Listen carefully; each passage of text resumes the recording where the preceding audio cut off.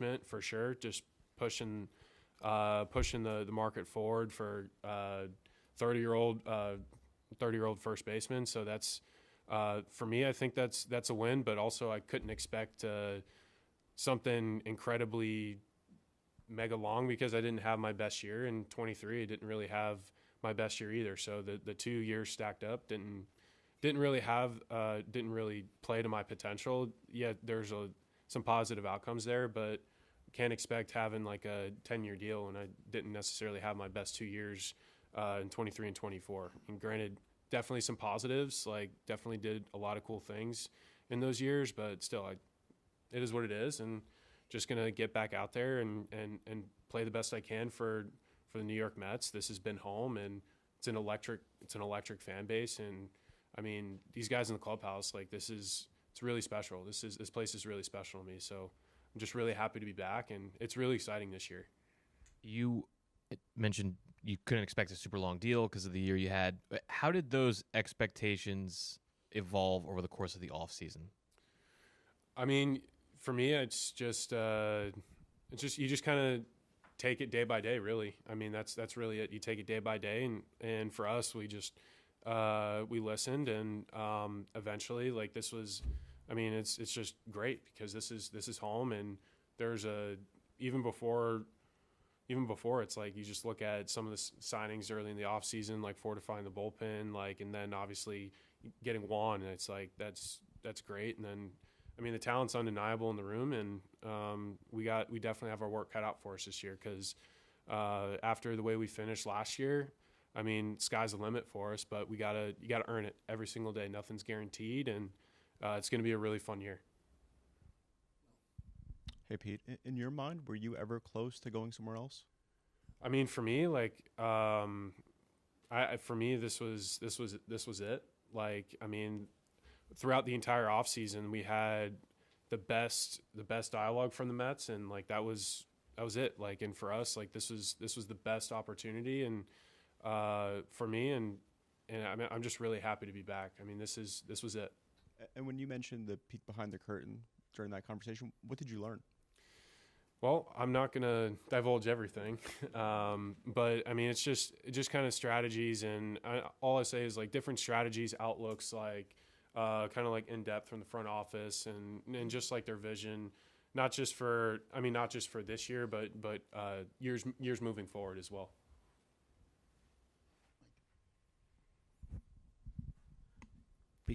It sounds like the meeting in Tampa, Steve upped the offer a little bit, and the next day is when you reached agreement. Was there anything else though you needed to hear in that meeting to say, you know what, I'm going to get this done?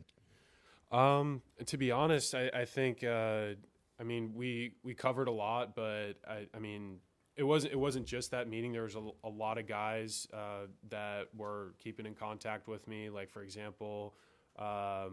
Nims, Wink. I mean, me and Sean worked out together when he signed. He's like, dude, you got to come back. Obviously, Ryan Stanek, it's another guy. I mean, there's definitely a lot of guys. I know Francisco were in people's ear, like saying like we got to have Pete back. So it wasn't just that meeting. It's like guys that I shared a locker room with. It feels really good to have their respect and be like, hey, like. This guy not only he's a great clubhouse guy, but he's a guy that can help us win. So to have that support from guys you've been around a long time, it means a lot. And when you add the component of people willing to come down and meet face to face, obviously Steve and David, like it means a lot. It means a lot. And what are those adjustments you've been working on in this off season that have you confident? Yeah. So for me, I think it was a couple. Offensively, just like tightening up some swing mechanics to make a more repeatable move to the baseball, and then also like just reviewing some of the defensive plays. I think for me, there's definitely some areas that I was really stoked about, but also one area I was really critical of is like the decision making and throwing to first, because there was a couple throws I forced last year. I think I made 6-ish, maybe 7 errors, and I think 4 or 5 of them were throwing errors. And I probably shouldn't have thrown them, trying to force a play, make a play, as opposed to just fielding it, shutting it down, touching the bag. So as opposed to trying to make a good play. I can play it safe, take care of the baseball. So definitely did a deep dive and want to get better every single year. Yeah. You, when you said Francisco, you meant Lindor, I'm sure, right? Yes. Okay. Yes. I was going to ask you, everyone we've talked to said you're going to be very motivated this year. I think you're always motivated anyway, but Yes. are you extra motivated this year? Well, I think for me, this isn't like motivation, like personally, because for me, like last year, getting to the CS, like that was my first real like postseason experience. Like, yeah, I'm not discounting 2022. That was a really special season, 101 games, getting to the playoffs, but like making a run like that in 24, you realize how much has to go into getting there, but then also getting over that hump and into the World Series. So for me, that's addicting. Like that playoff feeling, that playing that high leverage baseball, like that's what it's all about. Like that is the most addicting feel I've ever had, like on a baseball field, and it's just motivation to get back and get better. So get better and then finish the job. This is obviously a short-term deal. What is your appetite to eventually not just get a long-term deal, but get a long-term deal here?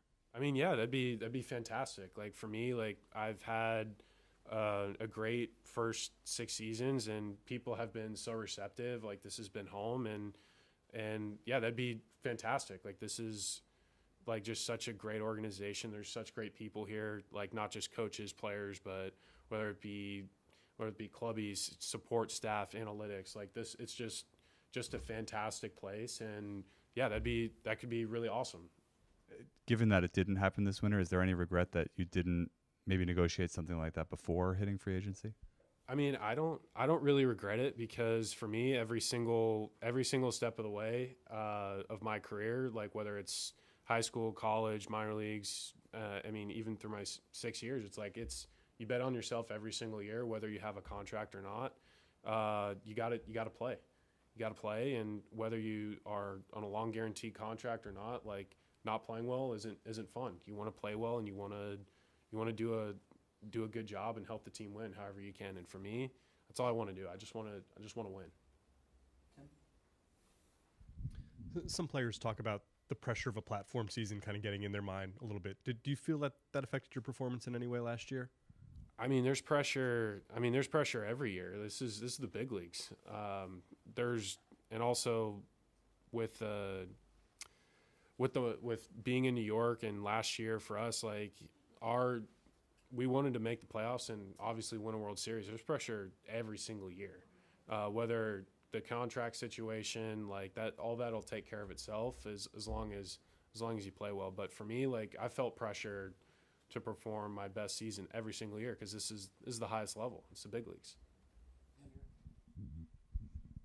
After all the contract discussion in the offseason, what was the most fulfilling part of being back here day one with your teammates? I think that the most fulfilling part is just like the story continuing, because like we've fostered so many. For me, like I've fostered so many great relationships, and also because there's some new people. I'm really looking forward to creating and fostering those relationships with some of the new guys as well. And like I'm really stoked. It's been a really good off season. Like I feel prepared and excited. Like this is like it feels like like the stars are aligning, and I can't wait for obviously camp and games to start. But opening day can't come soon enough. Pete, you talked about you learned last year what goes into it as a group to go as far as you guys did. So what do you think that type of experience does in terms of resilience for this group going into 2025? I mean, every year poses different challenges, but I think being able to kind of crack the code and make adjustments along the way and figure things out. From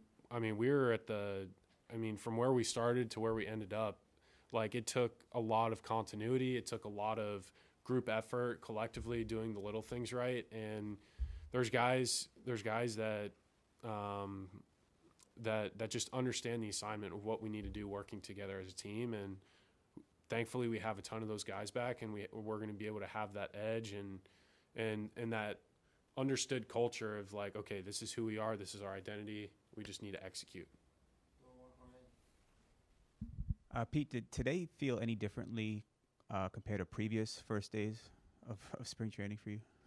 I mean, I'm excited. I mean, this is every year it's just so fun, but this year I hope it feels. I hope at the end of the year it feels just as special as it does now, because we have all the pieces. We just need to go out and do it.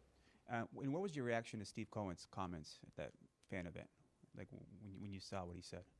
Oh, I mean, I'm just happy. I'm happy he decided to come down, and I mean, again, it was just just happy he came down. Happy he came down, and we could talk in person. Hey, Pete. Based kind of building off what Jorge said, with Steve calling the process exhausting and negotiations, at least, from the outside, getting a little edgy maybe at some points. Did that experience, one, change your relationship with baseball at all, being a free agent? And two, did it change any relationships that you had with people in this building?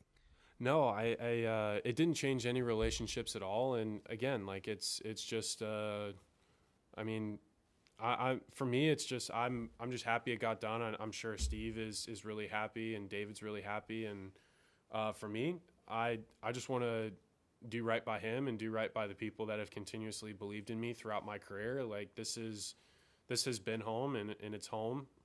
So everybody in this organization has believed in me since I was there's a reason why I was drafted here.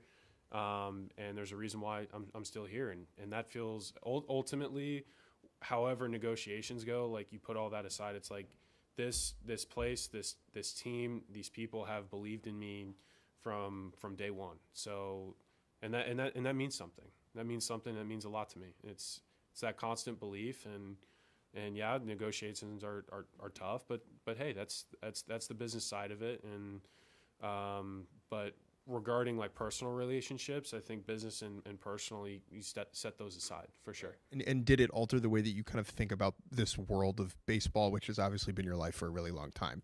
Being in these heated negotiations, does it change the way you think about the sport? No, for me, because like when you get out, I mean, the off season and stuff like that, whether you're in arbitration or the draft process or wherever you are, or you're amateur guy, like guys are still, at the end of the day, you have your business negotiation time, and then when it's time to go play ball, it's time to go play ball. It's all about the white rabbit. You just go take care of the ball fielding, you run the bases well, and it's see ball, hit ball. That still doesn't change.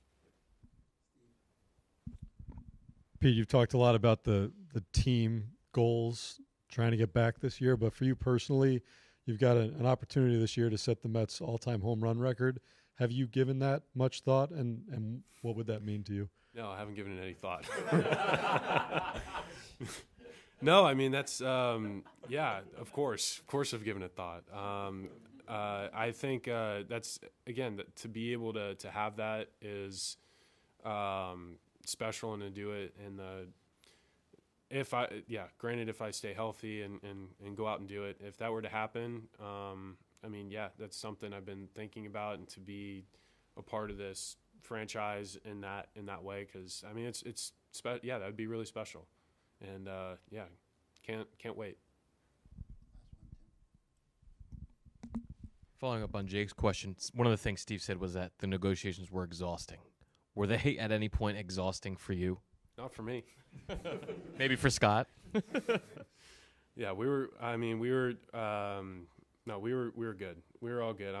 Well, I guess that means we're. Oh well. Oh, sorry, Steve. All right. Thank you guys. LFGM. Thank you guys.